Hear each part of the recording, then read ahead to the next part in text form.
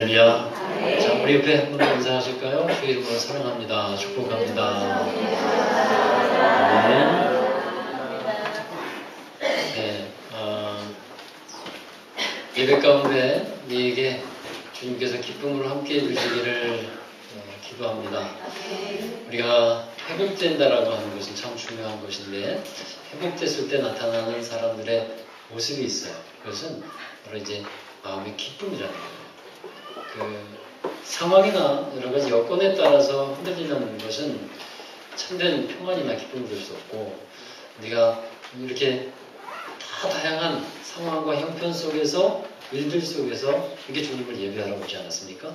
그런데 상황과 여건이 아니라 이 시간은 우리가 주님을 보는 시간이고 또 주님 예배하는 시간입니다. 그러면 주님은 우리에게 기쁨의 영으로 함께 하십니다. 그래서 우리에게 기쁨을 주시는데, 그 은혜의 회복이 저와 여러분에게, 우리 교회에게 강하게 임하여지기를 원합니다. 그래서 주님을 섬길 때도 우리가 기쁨으로 섬겨야 되고, 또 주님을 예배할 때도 기대하면서, 주님을 기대하면서 그렇게 예배하고 살아갔으면 좋겠습니다. 오늘 광고 시간에 인사를 하려고 했는데 조혜교 청년 못 와서 인지 않네요. 잠깐 일어나서 인사하고, 일어나서 고맙습니다. 반갑습니다.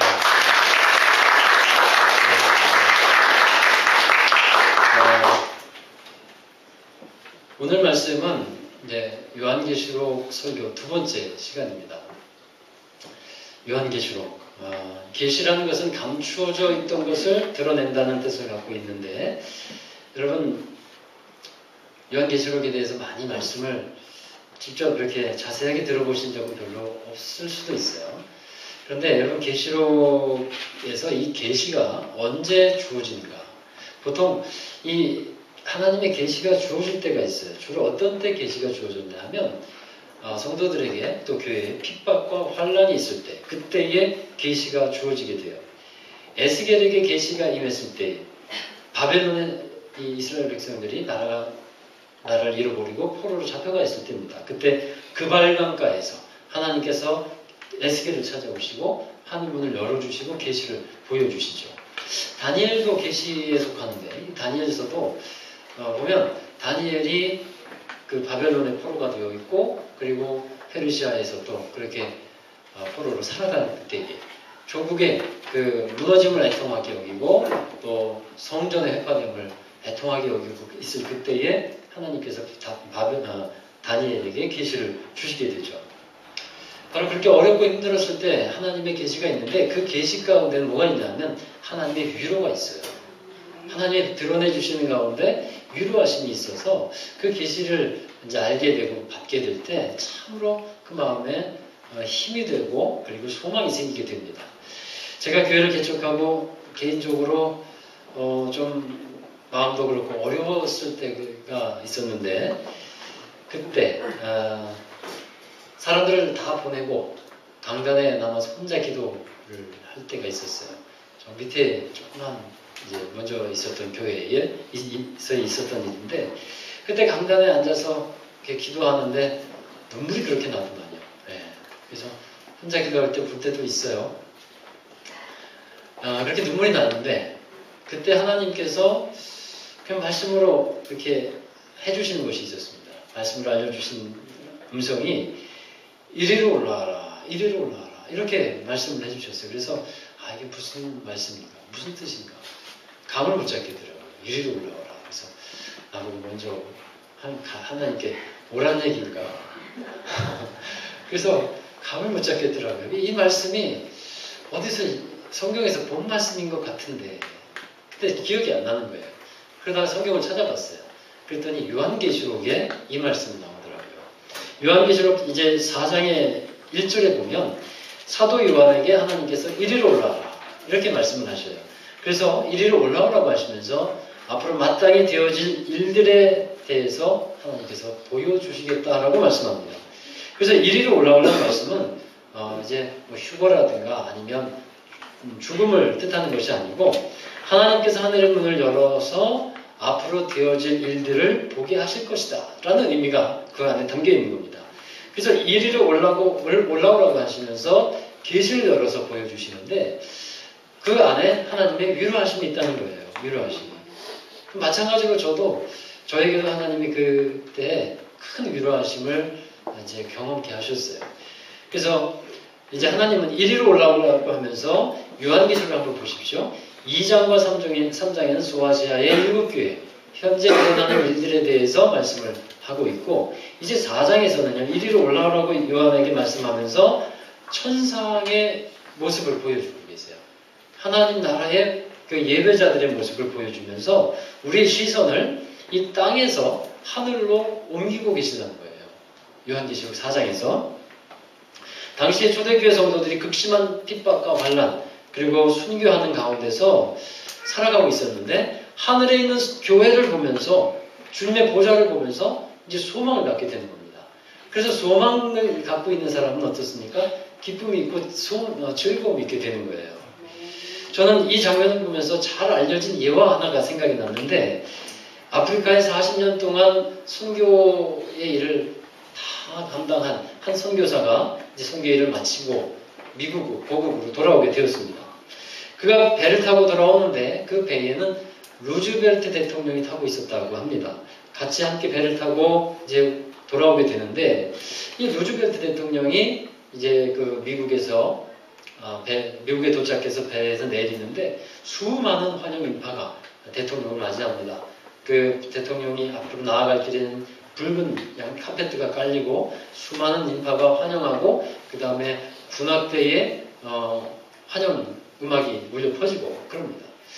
그리고 이제 대통령을 환영하는데 이런 모습을 보면서 이 선교사는 그런 마음을 갖게 되었어요. 하나님, 저는 일평생 주님을 위해서 살았고 선교 사역을 다 감당하고 이제 은퇴하는 시점이 되어서 돌아왔는데 이 시점에서 저를 반겨주는, 저를 환영해주는 사람은 한 사람도 없네요. 한 사람도 없네요. 하나님, 이게 좀 마음이 좀 어렵습니다. 이런 식으로 기도를 하면서 하나님께 얘기를 했어요. 그때 하나님께서 그에게 말씀하셨는데 이런 말씀이 임했다 그래요. 아들아, 너는 아직 내 집에 온 것은 아니지 않냐? 라는 말씀을 했대요. 그러니까 주님께서 이렇게 맞이하게 된 주님의 집에 오게 될 때 어떤 일이 일어날까요? 정말 하나님의 환영과 축복이 천국에서 이루어지게 된다는 것을 말씀을 통해서 보여주시는 거고 소망을 가지라는 말씀이었어요. 자, 계시록 4장을 보면서 우리는 천상에서 당연히 우리를 환영해 주시고 함께 예배하는 그런 모습을 우리는 보게 됩니다. 자, 그래서 24장로들이 보좌 앞에 있게 되고 네 생물이 또 함께 있어서 찬양을 하게 되는데 이게 다 무슨 뜻이냐 하면 제가 이제 오늘 말씀을 5장, 6장을 중심으로 하려고 하기 때문에 간단하게 말씀드리면 이 24장로는요, 이 요한계시록에서 12이라고 하는 숫자가 큰 의미를 갖고 있는데 24장로는 구약의 12지파를 대표하고 그 다음에 또 신약의 12사도를 대표합니다.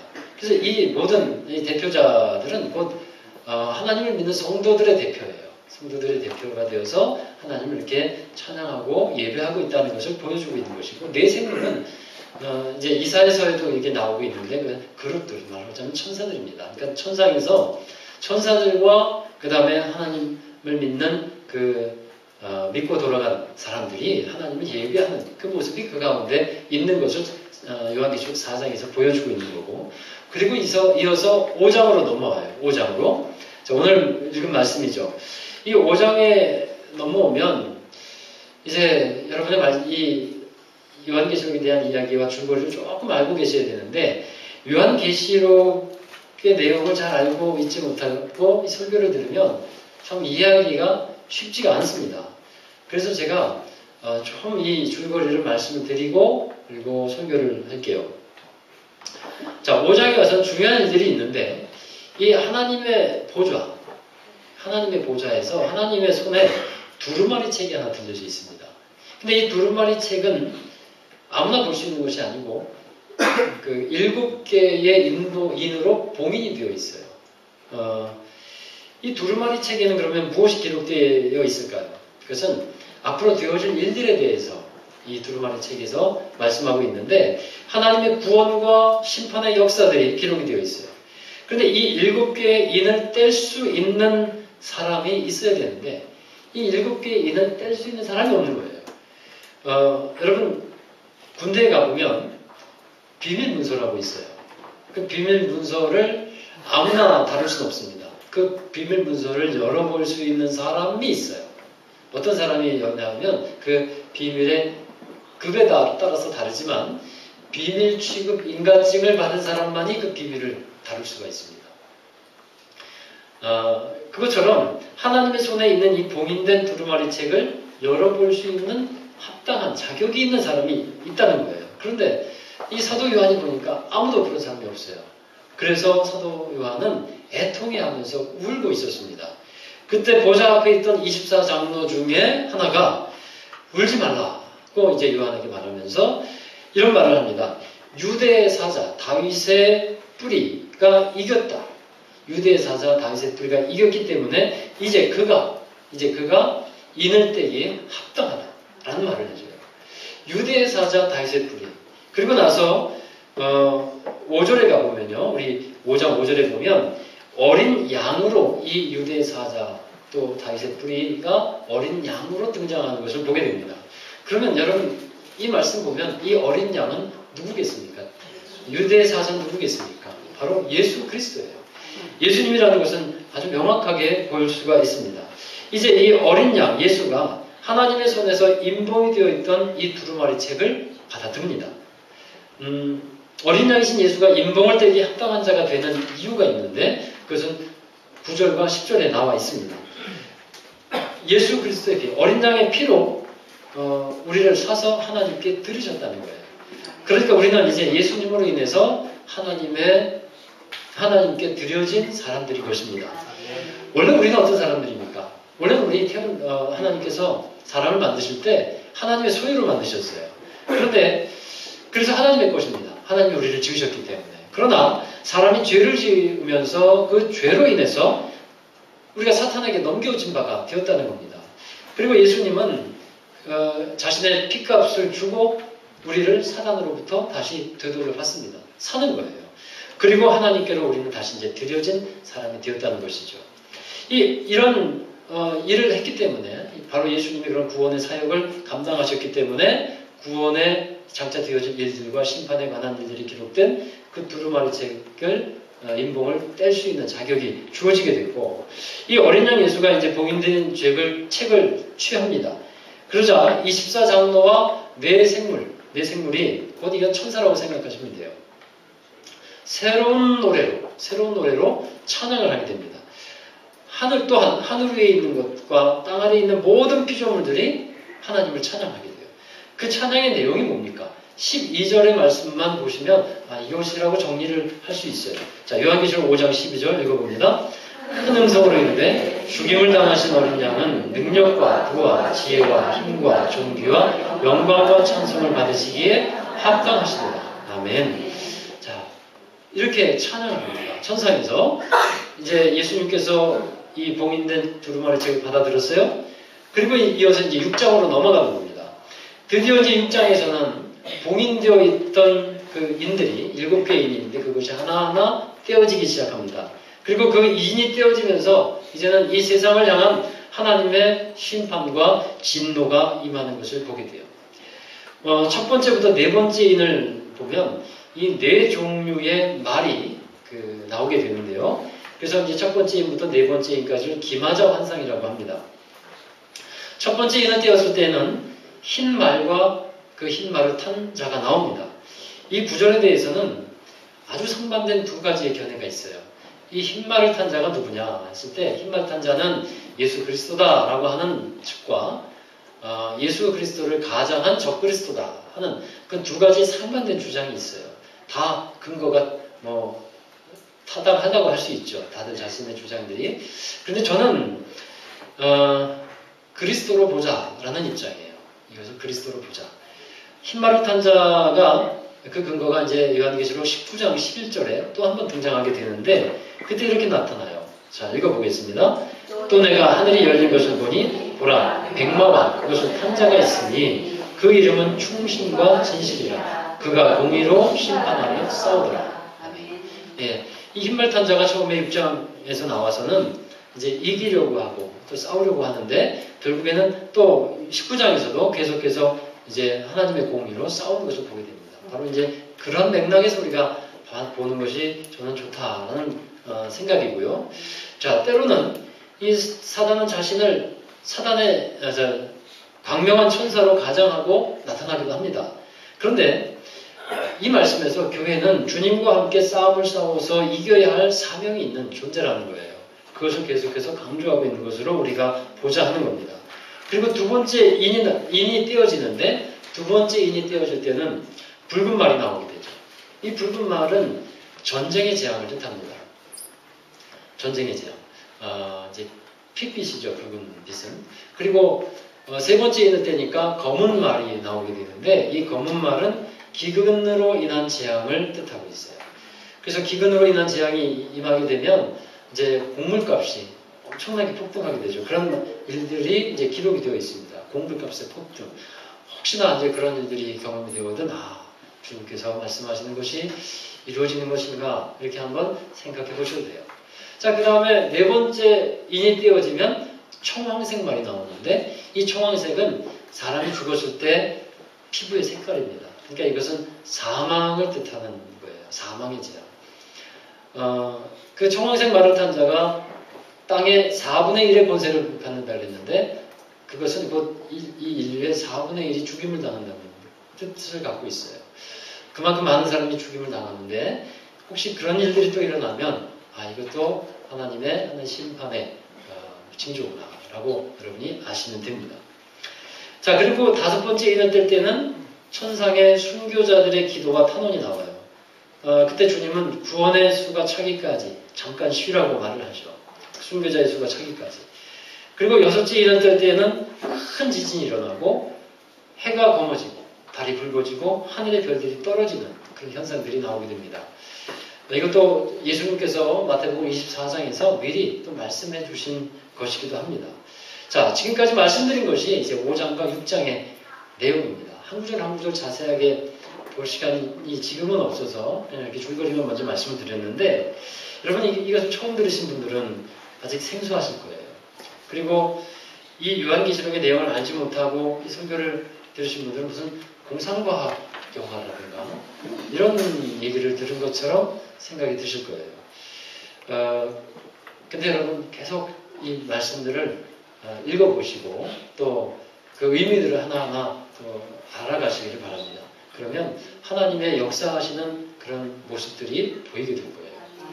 자, 하나님의 구원과 심판의 역사가 이 임봉된 두루마리 책에 기록이 되어 있는데, 그 책을 열어서 그 비밀을 알 수 있게 되신 분은 바로 어린 양 예수 그리스도시고, 임봉된 것이 하나하나 떼어질 때마다 하나님의 심판의 그 역사들, 그것은 곧 구원의 큰 그림 속에서 이루어지는 것인데, 그때 심판의 역사 가운데 재앙이 있게 된다라는 것을 보여주고 있는 말씀입니다. 그것이 5장과 6장에 걸쳐서 나오는 말씀이에요. 자, 여러분 오늘 말씀을 통해서 먼저 우리는 오직 예수를 사는 믿음의 사람이 되어야 한다는 것을 또 한번 마음에 확신하고 또 새기시는 여러분 되길 바랍니다. 그러니까 우리가 먼저 이 말씀에서 주목해야 되는 것은요, 여러분 요한계시록에서 항상 주목해야 되는 것은 어떠한 재앙이라든가 여기가 아니라 예수 그리스도에게 우리가 주목을 해야 한다는 사실이에요. 어린 양 되시는 예수를 우리는 주목해야 합니다. 이 어린 양 예수가 어떤 분임을 말합니까? 아까 읽은 말씀이지만 요한계시록 5장 9절의 말씀 한번 다시 보십시다. 같이 읽습니다. 그들이 새 노래를 불러 이르되 두루마리를 가지시고 그 임봉을 떼기에 합당하시도다. 일찍이 죽임을 당하사 각 족속과 방언과 백성과 나라 가운데서 사람들을 피로 사서 하나님께 드리시고. 아멘. 그러니까 우리를 피로 값주고 사셨다. 우리는 얼마나 값진 사람들입니까? 주님의 생명의 값을 받고서 우리가 이렇게 다시 구원의 자녀로 되었으니까 정말 값진 사람들이에요. 그리고 누구의 소유가 됐다는 겁니까? 하나님의 소유가 된 겁니다. 우리가 하나님 형상대로 지음을 받아서 원래 하나님의 소유였지만 말씀드린 대로 우리가 죄로 인해서 죄값에 팔려서 하나님의 그 복된 땅과 기업과 은혜들을 잃어버린 사단에게 팔려진 그런 사람이 되었었다는 거죠. 그런데 주님께서 우리를 위해 오셔서 자신의 생명을 내어주면서 우리를 다시 사셨다. 그러므로 하나님께 드려지었는데 이것이 뭡니까? 그 복음인 거예요. 할렐루야. 그리고 나서 예수님은 우리의 그 지위도 회복을 해주십니다. 계시록 5장 10절 이어서 말씀 보겠습니다. 그들로 우리 하나님 앞에서 나라와 제사장을 삼으셨으니 그들이 땅에서 왕노릇 하리로다. 아멘. 제사장은 하나님을 섬기는 직분을 말해요. 그리고 왕은 다스리는 권세가 있는 것을 말하죠. 우리가 예배를 드릴 때는 어떤 모습으로 예배를 드릴까요? 제사장적으로 이제 하나님 앞에 나와 예배를 드리는 겁니다.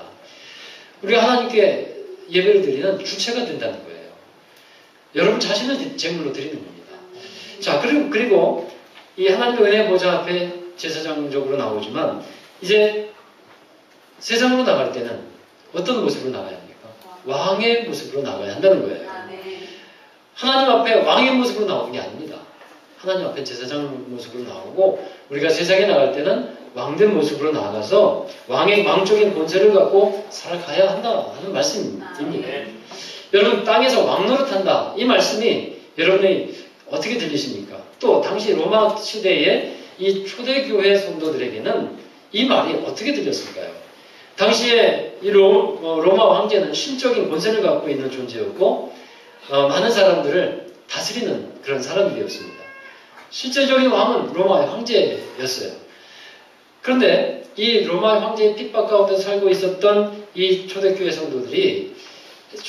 성도들에게 당신이 왕입니다. 왕적인 권세를 우리가 갖고 있는 겁니다. 라고 말을 들었을 때 그 말이 그들에게 어떻게 들렸을까요? 허황된 것처럼 들리지 않았을까요? 이건 말도 안 된다. 혹시 이런 생각하지 않았을까요? 그러나 주님은 분명히 믿는 자들에게 왕적인 권세가 있음을 분명히 말씀하고 있는 겁니다. 상황과 환경과 조건, 우리를 억누를 수도 있지만 그러나 우리의 하나님을 믿는 이 믿음과 주님을 향한 사랑과 또 하나님께서 우리에게 주신 그 믿는 자에게 주신 권세를 빼앗아갈 수 없다는 거예요. 그래서 주님은 분명히 믿는 자들에게 이런 왕적인 권세가 있음을 말씀하고 있어요. 믿음이 중요한 겁니다. 여러분 공자도 좋은 가르침을 줬지만 공자도 나를 믿으라 하지 않았어요. 부처도 나를 믿으라 하지 않았습니다. 오직 예수님은 나를 믿으라, 나를 따르라 말씀해 주셨습니다. 믿는다는 것은 받아들인다는 것이에요. 수용성이 있는 것인데 우리가 믿는 예수님은 하늘의 권세와 능력을 갖고 계신 분입니다. 그 권세와 능력이 내 안에 이제 믿음으로 받아들여지는 거예요. 그래서 주님이 나와 함께 하실 때 그 권세와 능력을 갖고 계신 분이 우리 안에 들어오셔서는 그 권세와 능력을 빼놓고 들어오시겠습니까? 같이 함께 권세와 능력을 가지고 계시다라는 사실이에요. 그래서 믿음으로 사는 사람은 세상에 나가서도 좌절하거나 낙심하지 않습니다. 믿음을 가지고 살아가는 사람은 주님이 있기 때문에 그 왕적인 권세를 가지고 세상에서 승리하게 되는 것입니다. 여러분 그 권세와 승리를 주신 어린 양 예수, 그래서 찬양하는 거예요. 자, 이것이 요한계시록 5장을 통해서 주신 하나님의 뜻입니다. 주님을 예배하면서 권세와 능력을 가지고 승리하라는 말씀이에요. 그리고 두 번째는 어린 양 예수를 믿고 하나님을 예배하며 살아가는 사람이 되라는 겁니다. 예배하는 자가 되라. 이것이 6장의 메시지인데 6장에 이제 여러 가지 재앙들이 나오지 않습니까? 여러분 이 재앙의 의미가 뭘까요? 이 재앙을 주시는 의미가 뭘까요? 이 재앙을 계속해서 허락하시고 그 재앙이 점진적으로 더 커져요. 이렇게 허락하시는 의미는 뭐냐면 바로 회개하고 어린 양 예수, 곧 복음을 받아들이라는 겁니다. 대부분의 사람들이 재앙에 관한 말을 들으면 일단 두려워합니다. 그런데 하나님은 우리 믿는 자들에게 두려움을 주시려고 이 재앙에 관한 말씀을 주신 것이 아닙니다. 재앙 두렵게 하시려고 성경을 기록하신 것이 아니에요. 이 재앙에 관한 하나님의 뜻을 우리가 발견해야 합니다. 이 재앙을 통한 하나님의 뜻은 뭐냐면 주님께 돌아오라 하는 말씀입니다. 이 재앙은요 한 번으로 그치지 않습니다. 인이 떼어질 때의 재앙이 있고, 그죠? 그 다음에 그 7인의 재앙이 끝나면 또 7 나팔의 재앙이 있어요. 7 나팔의 재앙이 있으면 또 7 대접의 재앙이 있어요. 이렇게 세 종류의 큰 재앙들이 있게 되는데 이런 재앙들을 통해서 하나님께로 돌아오고 하나님을 정말 예배하는 자가 되라는 뜻에서 하나님은 이런 것을 먼저 보여주고 알려주고 계시다 하는 것입니다. 여러분 구약 출애굽기에 보면요. 하나님은 이스라엘 백성들을 구원하시고자 모세를 애굽 땅에 보내시죠. 그리고 모세는 애굽으로 가서 바로왕 앞에 섭니다. 바로왕 앞에 서서 그가 하는 말은 뭡니까? 출애굽기 7장 16절의 말씀 읽어보겠습니다. 그에게 이르기를 히브리 사람의 하나님 여호와께서 나를 왕에게 보내어 이르시되 내 백성을 보내라. 그러면 그들이 광야에서 나를 섬길 것이니라 하였으나 이제까지 내가 듣지 아니하노라. 그러니까 하나님은 바벨론 왕에게 내가 잡고 있는 나의 백성, 하나님의 백성을 보내야 한다라고 말씀하고 있는 거예요. 백성들을 보내야 한다는 출애굽하려고 하게 하시는 하나님의 뜻이 있어요. 그것은 하나님을 섬겨야 한다는 거예요. 이 백성들이 하나님을 섬기는 백성이고 하나님을 예배하는 백성이라는 겁니다. 그래서 이 바로왕에게 너가 우리 하나님 백성, 하나님을 예배하는 이 백성을 잡아둘 수 없다는 것이죠. 그래서 보내라는 거예요. 그런데 바로왕은 하나님의 백성들을 보냅니까? 안 보냅니까? 안 보내주죠. 끝까지 붙잡아두려고 합니다. 그때마다 그래서 보내지 않는 그 바로왕에게 하나님은 재앙을 그 땅에 선포하시는 거예요. 계속된 재앙을 보내십니다. 그 재앙이 어떻게 되냐면 점점점 커져요. 2차, 3차, 4차 쭉 나가는데 바로왕은 재앙을 만난 후에는 백성들을 보내겠다라고 얘기를 해놓고 그 다음에 다시 마음을 완고하게 먹어버려요. 끝까지 마음을 놓지 않고 있다가 붙잡고 있다가 10번째 재앙, 장자의 재앙이 비로소 임했을 때 그가 항복하고 이스라엘 백성들을 내보내게 되죠. 자, 여러분 이런 비슷한 것이 믿는 사람들에게도 나타나는 경우가 있어요. 그것은 징계라는 형태로 나타나는 겁니다. 부모가 사랑하는 자녀가 잘못 행동할 때 징계합니다. 잘못된 것을 깨닫게 하기 위해서 제대로 된 길로 다시 돌아오게 하기 위해서 부모가 자녀를 징계한다는 거죠. 마찬가지로 하나님의 뜻을 벗어나서 살아가려고 하고 있을 때 하나님께서는 그들을 하나님의 백성을 그렇게 살게 하시지 않게 하기 위해서 제대로 하나님의 백성으로 살게 하시기 위해서 징계를 허락해 주신다는 거예요. 그 일을 통해서 하나님의 뜻을 깨닫고 다시 돌아오게 하시는 것이죠. 여러분 잘못했을 때 하나님께서 내가 잘못해서 본때를 보여주면 하고 그렇게 하나님께서 때리시고 하는 의미가 아니라는 겁니다. 돌아오라는 거예요. 세상에 종말에도 이러한 여러 가지 재앙이 있을 것인데 만약에 그런 것을 보거든 어떻게 하는 겁니까? 돌아와서 어린 양 예수의 복음을 믿고 하나님께 거하고 예배자로 살아가라 하는 말씀인 것입니다. 그런데 이런 재앙 가운데서 많은 사람들이 어떻게 반응을 할까요? 지혜로운 사람은 하나님께 돌아옵니다. 정말 축복받은 사람은 하나님께 돌아와요. 그런데 어리석은 사람은 마음의 완고함을 풀지 않고 그냥 무릎을 꿇지 않습니다. 여러분 어리석은 자는요 징계를 받으면서도 무릎을 꿇지 않아요. 잘못했다는 말을 하면 끝나는데 그 말을 잘 하지 않습니다. 갈 때까지 한번 버텨보자. 갈 때까지 가보자 하고 그냥 갑니다. 여러분 버티는 게 강한 것이 아닙니다. 하나님 앞에서 버티는 것은 어리석은 일이에요. 그래서 하나님께 무릎 꿇고 겸손하게 나오는 것이 하나님의 자녀의 축복받는 하나님의 자녀의 모습이라는 것을 우리 한번 기억해야 할 것입니다. 근데 요한계시록 9장 21절을 함께 보시면 사람들이 어떻게 되냐 하면 한번 보십시오. 또 그 살인과 복술과 음행과 도적질을 회개치 아니하노라. 많은 사람들이 하나님께 돌아오라고 하는 그 재앙의 메시지를 들으면서도 자신의 것을 회개하지 않아요. 그냥 완고한 마음대로 그냥 갑니다. 멸망받는 사람들은 이렇게 회개치 않고 하나님께 돌아오지 않는다라는 겁니다. 이들은 왜 하나님께로 마음을 돌이키지 않을까요? 마음의 완고함 때문이에요. 이것에 대해서 히브리서 3장 15절에서는 잘 말씀하고 있어요. 같이 읽습니다. 성경에 이르시되 오늘 너희가 그의 음성을 듣거든 경노하시게 하던 것 같이 너희 마음을 완고하게 하지 말라 하셨습니다. 사람들이 완고한 마음을 풀지 않는다는 거예요. 이것이 진노의 그것을 준비하는 겁니다. 성경에 말씀되고 있는 재앙을 보면서도 설마 하면서 그냥 지나갑니다. 그리고 하나님에 대한 완고한 마음을 풀지 않고 이렇게 또 생각해요. 내가 알고 있는 하나님은 재앙을 내리시는 분이 아니다. 이런 생각을 하고 그냥 재앙의 의미를 받아들이질 않습니다. 이것이 마지막으로 멸망받는 사람들의 모습이 된다는 거예요. 자, 여러분, 예수님을 받아들이지 않는 사람들의 모습에 대해서 최종적으로 이렇게 보여주고 있습니다. 요한계시록 6장 15절 16절 또 있습니다.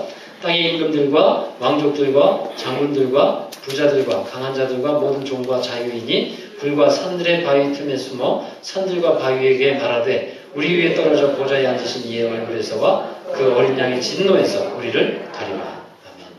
그러니까 말씀은 재앙을 피하여 이 사람들이 이제 굴과 산으로 도망하게 된다는 거예요. 재앙이 맺을 때.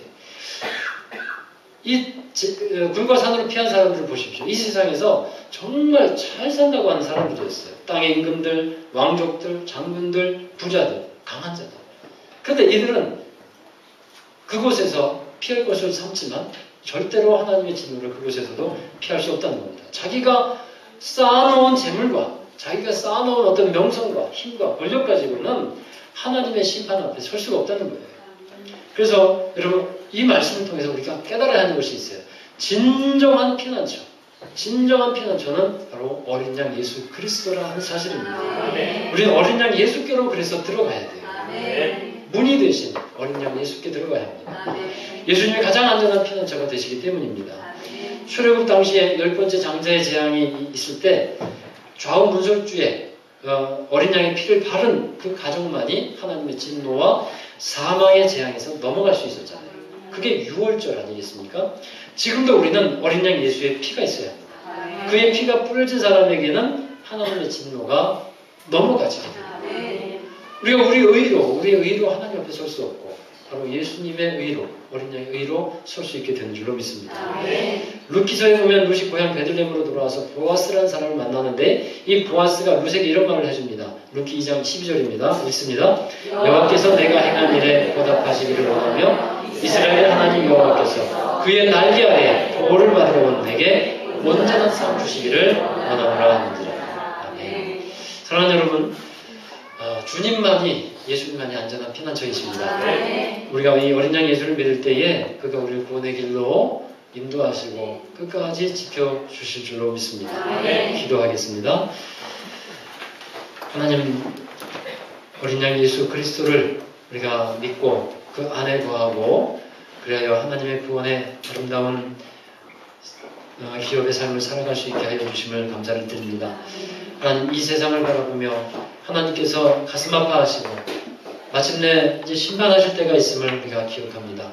하나님, 주님 말씀대로 이 세상의 역사가 이루어지고 있음을 우리가 알게 하여 주시옵시고 늘 하나님 안에서 믿음으로 살게 하여 주시옵시고 하나님께서 허락해 주신 그 안전한 피난처에서 정말 주님과 함께 복된 삶을 살아가고 하나님의 영광을 드러내는 저희들의 삶이 되도록 이끌어 주옵소서. 이 세상에 사는 이 시간이 정말로 귀중한 시간인 줄로 믿습니다. 하나님의 나라의 소망을 이루어가는 귀한 시간인 줄로 믿사오니 이 세상에서 주님 부르시는 그날까지 우리가 믿음으로 살고 또 주님 임하시는 그때에 우리가 주님을 기뻐하며 하나님을 영화롭게 하는 그 가운데 나아갈 수 있는 모든 이들이 되게 해 주옵소서. 우리에게 승리를 주시는 주님 감사를 드리오며 예수님의 이름으로 기도하옵나이다. 아멘. 우리 다 함께 일어나셔서 화성의 찬송을 드리도록 하겠습니다. 11월 주님 다시 오실 때까지 우리 주신 우리 말씀과 함께 찬양하겠습니다. 주님 다시 오실 때까지 나는 이 길을 가리라. 좁은 길 나의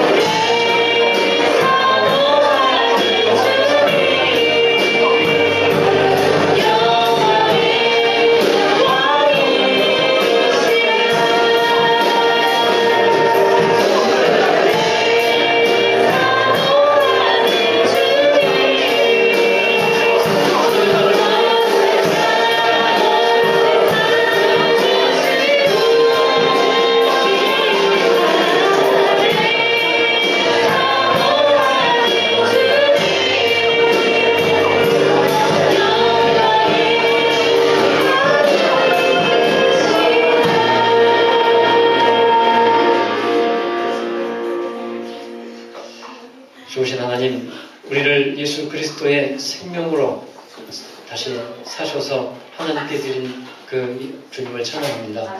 하나님, 우리가 주님 안에 거하게 하여 주시고 어린 양 예수 그리스도를 믿으며 그 안에서 믿음으로 승리하며 살아갈 수 있게 인도하여 주옵소서. 이 세상에 이제 마지막 때가 어떻게 이루어지게 될지를 하나님 말씀을 통해서 알려주시오는데 우리는 그 하나님의 엄중한 말씀 앞에 늘 깨어있는 자들이 되게 하여 주시옵시고 우리가 늘 믿음으로 살아가서 이 세상에서 정말 믿음의 권세와 능력을 나타내며 승리하는 삶을 살아갈 수 있도록 역사해 주시옵소서. 하나님을 온전히 예배하는 제사장이 되게 하여 주시옵시고 우리의 삶이 정말 하나님이 기뻐 받으시는 삶이요 주님께서 기억하시는 삶이요 믿음의 승리자로 살아갈 수 있는 삶이 되도록 역사해 주시옵소서. 주님 다시 오셔서 이 세상에 하나님의 나라를 온전하게 이루어 주실 때 하나님, 우리가 영화롭게 주님과 함께 그 나라에 참여하며 주님의 그 구원의 완성을 이루어갈 수 있는 귀한 믿음의 사람들 되게 하여 주옵소서. 하나님, 이 세상을 사랑하시는 주님, 많은 사람들이 아직 주님을 모르며 진노의 그 길로 행하고 있음을 압니다. 하나님, 그들을 기억하여 주시고 긍휼히 여겨 주시옵소서. 하나님, 그때가 이제 마지막 때가 오기 전에 그들에게 복음이 전해지게 하여 주시고 우리를 통해 그 복음의 귀한 도구로 하나님 사용하여 주시옵시고 우리의 삶을 통해서 하나님의 귀한 은혜와 사랑이 그들에게 전해져서 구원의 아름다운 열매들이 맺어질 수 있도록 축복하여 주시옵소서. 오늘도 우리를 사랑하고 계시는 주님, 정말 하나님 안에서 참으로 믿음으로 살아가는 모든 성도들 되게 하여 주시고 이제 이 예배 후에 또 세상에서 살아가는 모든 일들을 기억하여 주시고 항상 믿음의 승리가 있기를 원합니다. 세상이 어렵고 힘들고 또 여러 가지 핍박과 고난, 어려움들이 있을진데 하나님 그것에 낙심하거나 좌절하거나 실망하지 않게 하여 주시고 주님이 함께 하심으로 다시 힘있게 일어서서 주님이 주시는 힘으로 승리하는 귀한 삶을 살아가고 다음 주에 함께 모여 예배할 때는 주님의 이름으로 주의 능력으로 승리했습니다라고 고백하는 예배가 되게 하여 주옵소서.